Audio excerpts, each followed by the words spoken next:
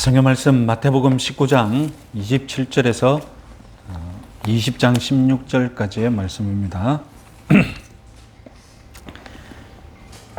신약 성경 32페이지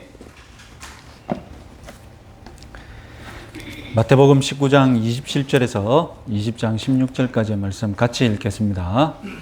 이에 베드로가 대답하여 이르되 보소서 우리가 모든 것을 버리고 주를 따라 싸운데 그런즉 우리가 무엇을 얻으리이까?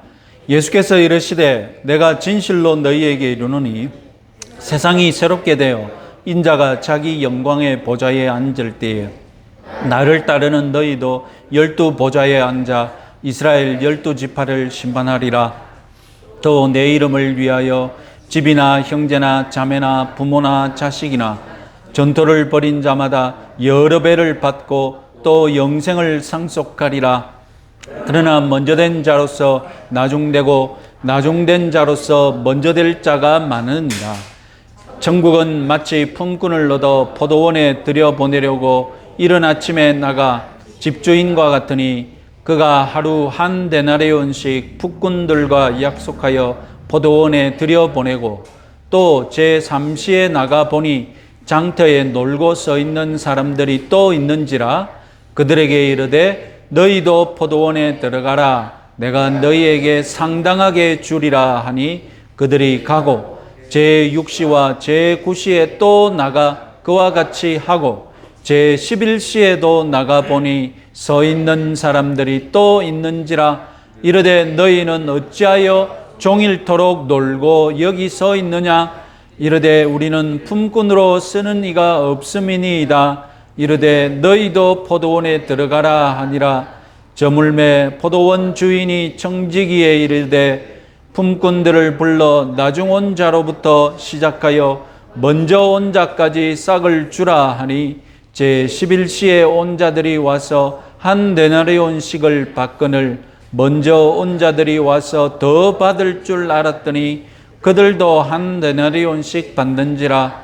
받은 후 집주인을 원망하여 이르되 나중 온 이 사람들은 1시간밖에 일하지 아니하였거늘 그들을 종일 수고하며 더위를 견딘 우리와 같게 하였나이다. 주인이 그 중에 한 사람에게 대답하여 이르되 친구여 내가 네게 잘못한 것이 없노라. 네가 나와 한 데나리온을 속하였지 않느냐? 내 것이나 가지고 가라. 나중 온 이 사람에게 너와 같이 주는 것이 내 뜻이니라. 내 것을 가지고 내 뜻대로 할 것이 아니냐? 내가 선함으로 네가 악하게 보느냐? 이와 같이 나중된 자로서 먼저 되고 먼저 된 자로서 나중되리라. 아멘. 지난주에 이 부자이자 관리이며 율법까지 잘 지키는 청년이 예수님께 질문한 것을 올바르게 우리가 이해하는 것이 중요하다고 말씀드렸습니다. 이 16절 선생님이여 19장 16절 선생님이여 내가 무슨 선한 일을 하여야 영생을 얻으리까? 자, 이 질문은 경제적으로 그리고 직업적으로 심지어 율법적으로도 칭찬받을 이런 업적을 쌓은 이 유대인이 앞으로 올 세상 내세의 상급에 있어서도 업적을 쌓고 싶어서 질문한 것입니다. 이 19장 16절은 죄인이 구원을 받고 싶어서 던진 질문이 아닙니다.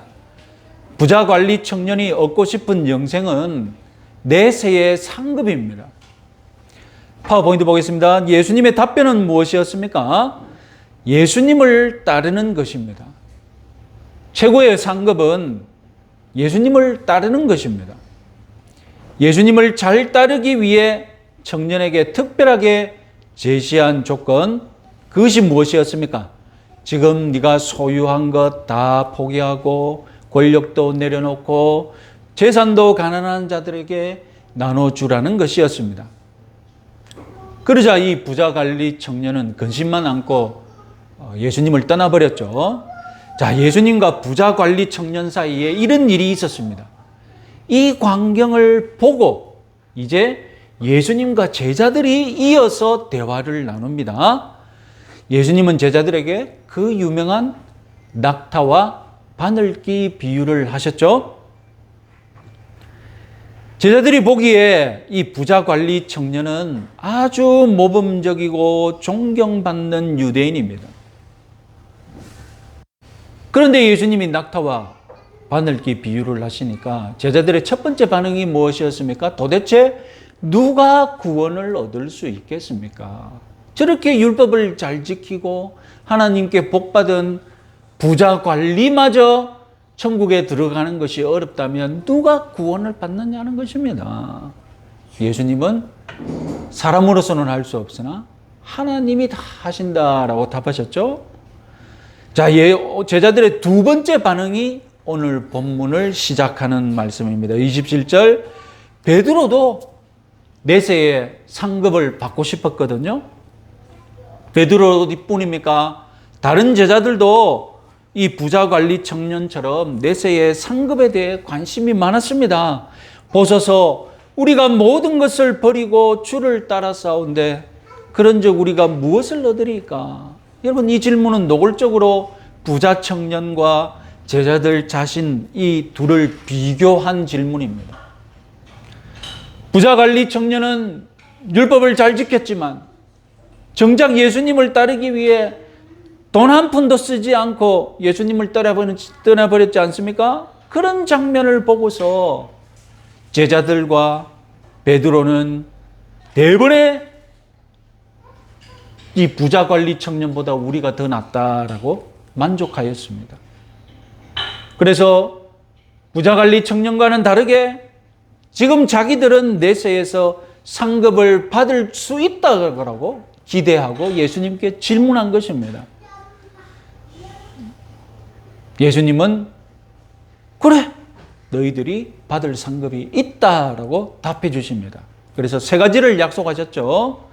예수님의 약속 세 가지입니다. 파워포인트 봅시다. 첫 번째는 너희 12제자 모두 영광의 보좌에 앉을 것이다. 두 번째는 너희들이 이 땅에서 포기한 것들 몇 배로 보상받을 것이다. 이렇게 약속해 주셨습니다. 예수님의 약속은 베드로가 바라는 그런 종류였습니다. 천국에서 큰 자가 되어서 권세를 누려보겠다는 그런 류의 영광이었습니다. 그런데 예수님은 세 번째 약속으로 이상한 말씀을 덧붙이십니다. 30절이죠. 그러나 먼저 된 자로서 나중되고 나중된 자로서 먼저 될 자가 많으니라.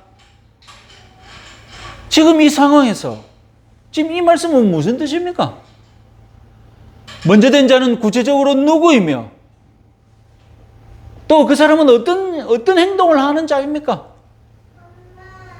언뜻 보기에 지금 상급을 기대하고 영광을 기대하고 있는 제자들에게 30절은 그러나 이렇게 시작하면서 무엇인가 경고하는 말씀이 분명합니다. 그런데 더 충격적인 것은 이어지는 말씀, 마태복음 20장 소위 포도원 품꾼 비유입니다. 이 비유의 맨 마지막 문장 16절을 보시면 이와 같이 나중된 자로서 먼저 되고 먼저 된 자로서 나중되리라. 시작하기 전에 예수님 하신 말씀과 똑같은 말씀을 합니다.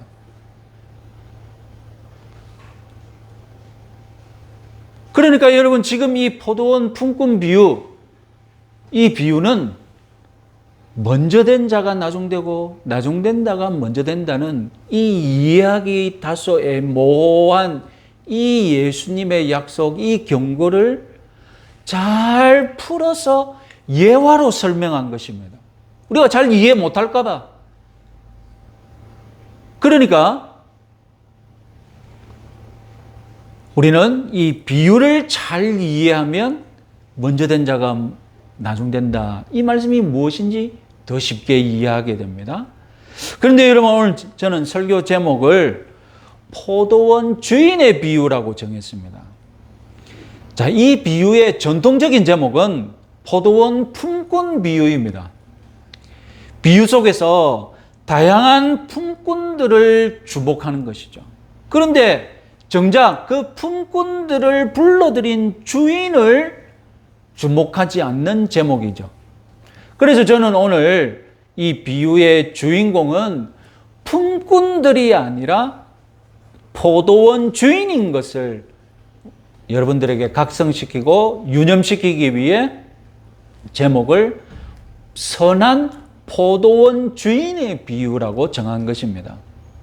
자, 하여튼 이 포도원 주인 비유를 잘 이해하면 우리는 먼저 된 자가 나중되고 나중된 자가 먼저 된다는 말씀을 더 선명하게 이해할 수 있다는 것이, 이것이 바로 예수님의 의도이신 줄 여러분 유념하시기 바랍니다. 자, 그래서 우리는 먼저 비유를 요약해 보겠습니다.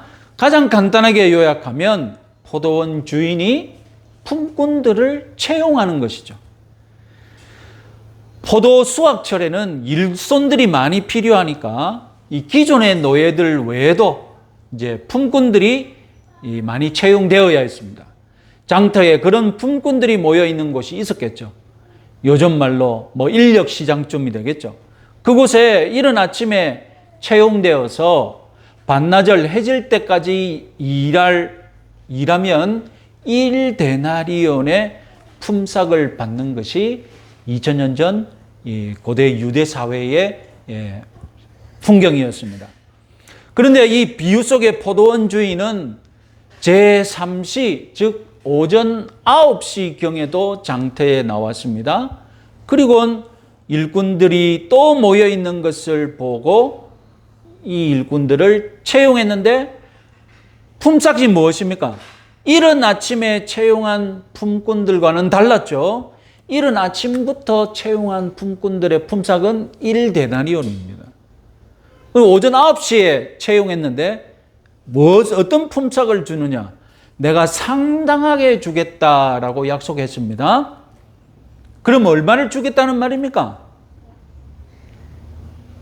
다른 한글 성경들은 적당한 품삯을 주겠소, 일한 만큼 품삯을 주겠소라고 번역했습니다. 그러니까 12시간에 한 데나리온이라는 이 정상적인 임금에 비추어서 일한 시간만큼 합당하게 품삯을 쳐주겠다는 것이죠. 너무나도 당연한 채용 조건입니다. 그런데 주인은 제6시, 즉 정오가 되었어도 또 제9시, 오후 3시가 되었어도 장터에서 품꾼을 채용했습니다. 말씀 속에 계약 조건은 언급되어 있지 않지만 역시 상당하게, 합당하게 주는 조건이 분명할 것입니다.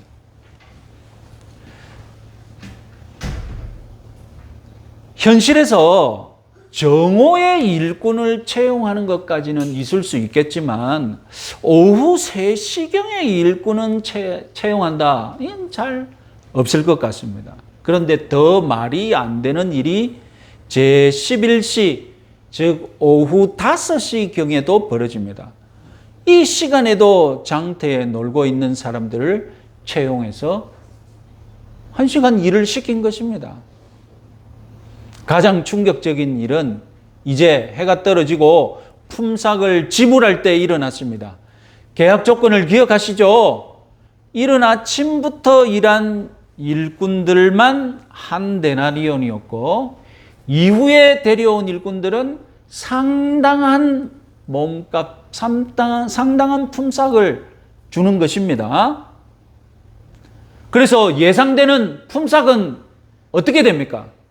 오전 9시에 채용한 품꾼에게는 12분의 9 데나리온을 주는 것이고 정오에 채용한 품꾼에게는 12분의 6을 주는 것이고 오후 3시에 채용한 품꾼에게는 12분의 3 데나리온을, 그리고 마지막으로 오후 5시에 채용한 품꾼에게는 12분의 1 데나리온을 지불하면 이것이 상당한 몸값, 예상되는 품삯입니다. 그런데 8절에서 실제로 품삯이 어떻게 지불되었습니까?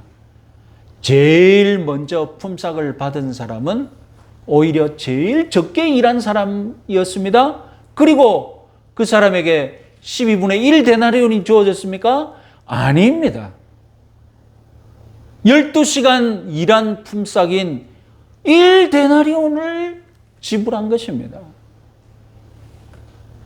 그러니까 옆에 서 있던 나머지 품꾼들은 속으로 어떻게 계산했겠습니까? 1시간에 1 데나리온이네. 이렇게 계산 안 했겠습니까? 그럼 자기들도 일한 시간만큼 지금 몸값을 기대하지 않겠습니까? 그런데 가장 충격적이게도 3시간을 일했던, 6시간을 일했던, 12시간을 일했던 모두 동일하게 1 데나리온의 품삯이 지불된 것입니다. 당연히 원망할 사람들이 있죠. 더위를 견디며 종일 수고한 우리들을 어떻게 이렇게 대우할 수 있냐고. 그럼 제가 그 현장에 있어서도 원망하겠습니다. 그런데 13절부터 주인이 이들에게 말하는 내용을 보면 법적으로 아무런 하자가 없습니다. 계약대로 하지 않았느냐? 너와 나 사이에 1 데나리온 계약했고 너와 나 사이에 상당한 지불을 하겠다고 계산했는데 상당한 지불은 내 마음이지 않느냐? 내가 내 것을 가지고 주는 건 아니냐? 분명한 것은 누구도 자기가 일한 것보다 못한 임금을 받은 사람은 없다는 것입니다. 그러면 여러분 이 포도원 주인 비유 혹은 포도원 품꾼 비유로 알려진 이 비유의 교훈은 무엇입니까? 다름 아니라 첫 번째 교훈은 포도원 주인의 은혜입니다. 즉 하나님의 은혜입니다.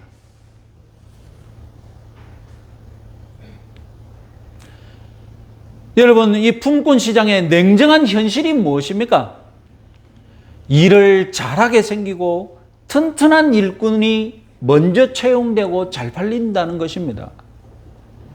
그리고 일 못할 것 같아 보이는 일꾼들, 저 같은 사람들이 인력시장에 나가면 채용이나 되겠습니까?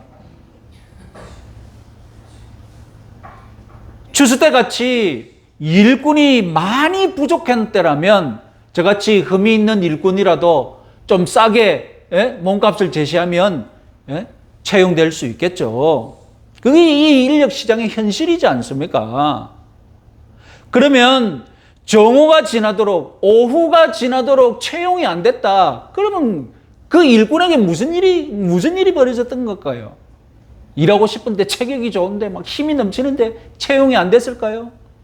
아니죠. 문제가 있기 때문에 채용이 안 된 겁니다. 그런데도 주인은 그런 일거리를 찾지 못하는 문제 있는 흠이 있는 일꾼들을 데리고 일거리를 주었습니다. 더군다나 여러분 임금을 계산할 때 누구에게 시킵니까? 청지기에게 시키잖아요. 그러면 일꾼들을 채용할 때도 어떻게 할 수 있습니까? 일꾼들을 채용할 때도 청지기 보고 시키면 되잖아요. 그런데 이 주인은 일꾼들을 채용할 때는 몸소 나가서 돌아다니면서 일꾼들을 데리고 왔습니다. 주인의 의도는 무엇입니까?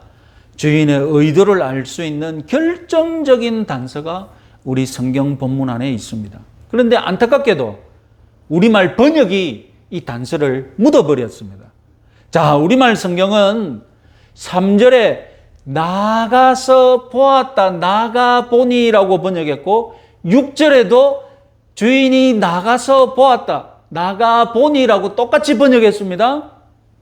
그런데 헬라어상으로는 3절은 나가보았다인데 6절은 나가서 찾았다라고 번역이 되어야 됩니다.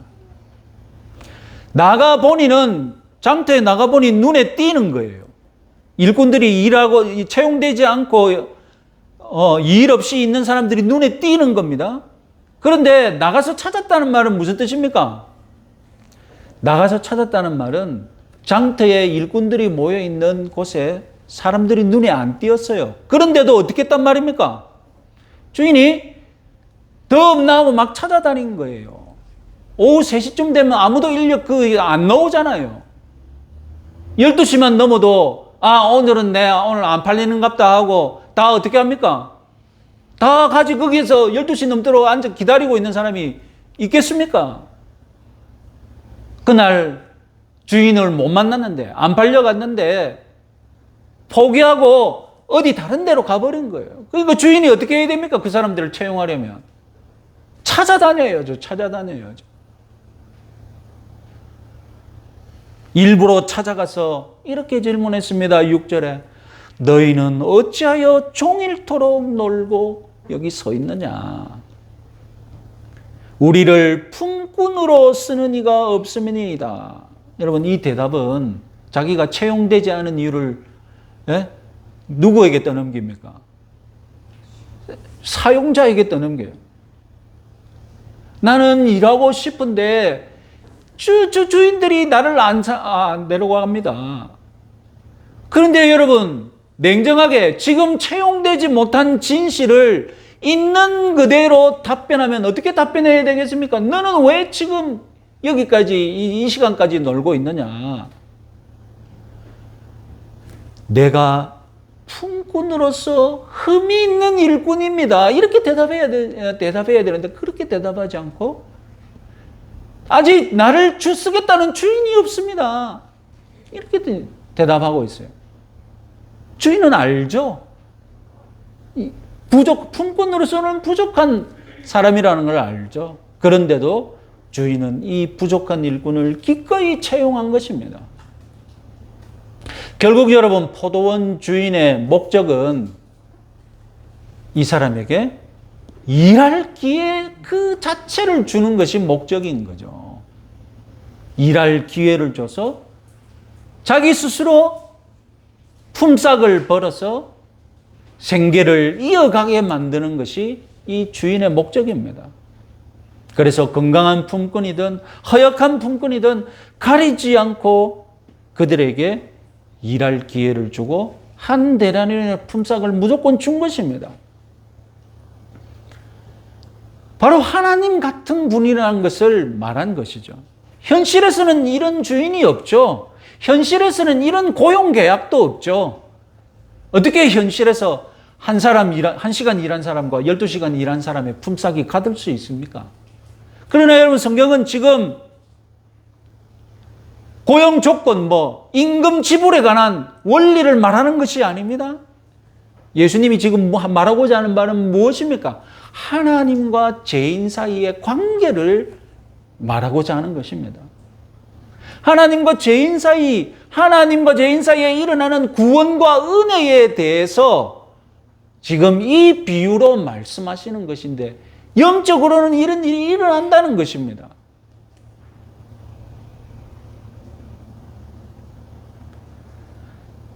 하나님이 당신의 백성을 삼으시는 원칙은 무엇입니까? 네가 얼마나 일했냐, 업적에 따라서 아니라는 겁니다. 무조건 은혜입니다. 다 부족해요. 하나님 눈에 보이는, 하나님 눈에는. 하나님의 백성이 되는 조건을 업적으로 정말로 엄격하게 심사한다면 이 땅에 그 누구도 하나님의 심사를 통과할 사람이 없습니다. 하나님의 기준이 너무나 높고 순결하고 거룩하기 때문에 하나님이 정말로 따지기 시작하면 견딜 사람이 없다니까요. 때문에 하나님은 아예 자격이 있는 사람이나 자격이 없는 사람이나 모두 은혜로 동일한 구원의 선물을 주시기로 작정하셨다는 것입니다. 나는 하나님의 백성이 될 자격이 있습니다. 나는 그런 업적이 있습니다. 나는 그런 공로가 있습니다. 이렇게 자평하는 사람일지라도 하나님 눈에는 그가 가진 죄악, 그가 가진 부족함이 때문에 구원받을 수 없지만 하나님은 은혜로 그들을 백성으로 받아주시는 것입니다. 우리의 타고난 능력, 자질, 품성, 도덕 하나님 앞에서 다 빛을 잃고 맙니다. 하나님의 잣대 앞에서 바로 설 수 있는 그 무엇도 우리에게는 없다니까요. 우리에게 대단한 공로가 있고 무슨 자격이 있는 양 자랑하고 싶지만 하나님 보시기에는 다 심판거리밖에 되지 않습니다. 그래서 하나님과 인간 사이에 이루어지는 모든 것은 은혜입니다. 이것이 바로 나중된 자가 먼저 된다는 뜻입니다. 맨 나중에 채용된 품꾼이 제일 먼저 1데나리온을 받았듯이 나중된 자가 하나님의 은혜로 먼저 된 자가 된다는 것을 믿으시기 바랍니다. 이렇게 여러분 이 비유는 하나님의 주권적인 은혜를 강조하는 식으로 끝날 수 있습니다. 그러나 문제는 이 비유가 하나님의 주권적인 은혜를 강조하고 있을 뿐만 아니라 이 비유는 정작 또 다른 목적이 있는데 그것은 바로 먼저 된 자가 나중된다는 경고입니다. 이 비유에서도 1시간만 일하고 1데나리온을 받은 품꾼 외에 다른 품꾼들 모두 주인을 원망했죠. 세상의 눈으로 보면 이들의 원망이 당연하죠. 이유가 있습니다. 그러나 지금 이 비유는 노동의 원리, 임금의 원리에 대해서 말하는 것이 아니라고 말씀드렸죠. 이 비유는 지금 구원의 원리에 대해서 말하는 것입니다. 하나님의 은혜로만 천국에 들어갈 수 있음을 예수님이 지금 말씀하시는 것입니다. 불만을 가진 사람들은 어떻게 생각하는 겁니까? 내 업적으로 하나님께 마땅한 마땅한 평가를 받을 수 있다고 착각하는 사람들이라니까요. 하나님을 향하여서 내 자신의 업적으로 평가를 받아 하나님으로부터 마땅한 내 공로에 합당한 칭찬을 받을 수 있다고 생각하는 사람들이 바로 이들입니다.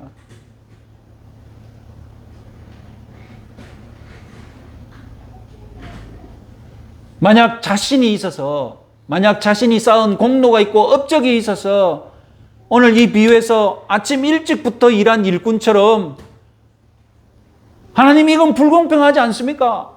나는 이런 업적이 있는데 왜 저 업적도 없는 저 사람, 나는 이런 공로가 있는데 왜 공로도 없는 저 사람을 똑같이 취급하십니까? 이렇게 하나님께 항의한다면 여러분 무슨 일이 벌어지겠습니까? 내가 하나님께 공평과 정의를 요구한다면 결국 나도 여태껏 지은 죄 때문에 하나님의 심판으로 망하고 말 것입니다. 진정한 공평과 정의 무엇이겠습니까? 범죄한 모든 인류가 하나님께 심판받아 마땅하다는 겁니다.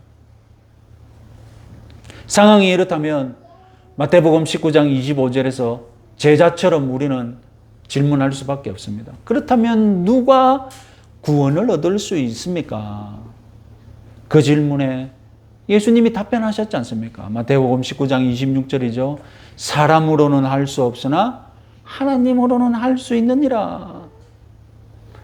도대체 사람으로는 할 수 없으나 하나님으로서는 할 수 있다. 무슨 방법으로 어떻게? 그것이 바로 먼저 된 자는 나중되고 나중된 자는 먼저 된다. 계속 예수님이 지금 다르게 말씀하시면서 같은 사실을, 같은 진리를, 같은 구원의 진리를 말씀하고 계신 것이죠.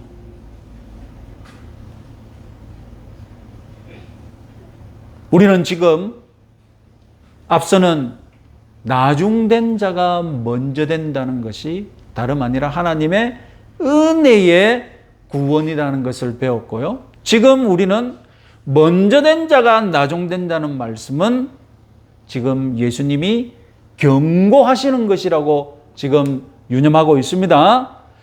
자, 여러분 잘 생각해 보시면 지금 이 모든 말씀과 비유는 마태복음 19장 27절 베드로의 질문 때문에 다 유발된 것입니다.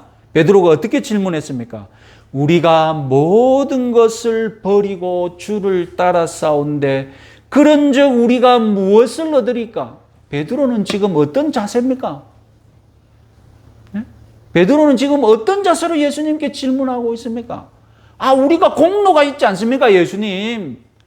우리가 업적이 있지 않습니까, 예수님? 이 공로와 업적을 하나님께 인정받아야 되지 않겠습니까? 지금 예수님께 그렇게 질문한 거잖아요. 결국 예수님은 베드로와 제자들에게 경고하신 것입니다. 지금 너희들 태도를 보니 먼저 된 자가 되기 딱 좋네. 지금 너희들의 태도가 바로 먼저 된 자가 같이 취하는 태도라는 것입니다. 지금 너희들의 태도를 보니 나중에 다투고 시기하겠네. 원망의 눈빛으로 하나님께 말하겠네.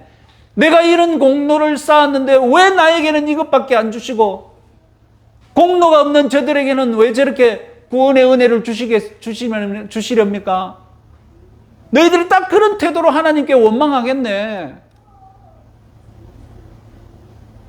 너희들이 바로 먼저 된 자로서 나중될 것 같다. 이렇게 예수님이 지금 제자들에게 경고하고 있는 것입니다.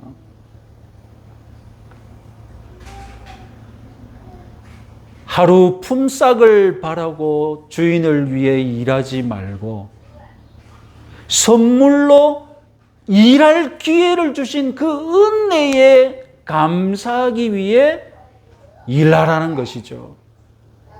헌신하라는 것이죠. 여러분, 은혜가 공로를 이깁니다. 여러분, 오늘 설교 다 잊어버리시고 이 한 문장만 기억하셔도 됩니다. 은혜가 공로를 이깁니다. 따라해 봅시다. 은혜가 공로를 이깁니다. 먼저 채용된 품꾼들은 공로로 자신들의 업적으로 은혜를 대적하려고 하고 있습니다. 먼저 채용된 품꾼들은 자신들의 업적과 공로로 주인의 은혜를 시기 질투하고 있는 겁니다. 악한 눈으로 은혜를 시기하고 질투하지 마시고 남과 비교하고 시기할 이유를 찾지 마시기 바랍니다. 주신 은혜에 감사하기만을 집중하십시오. 감사에 집중하십시오. 그래서 나중된 자로서 은혜 받은 것을 항상 감사하고 감사함으로 충성하심으로 나중에 먼저 되는 자가 되는 그런 복을 누리시기 바랍니다.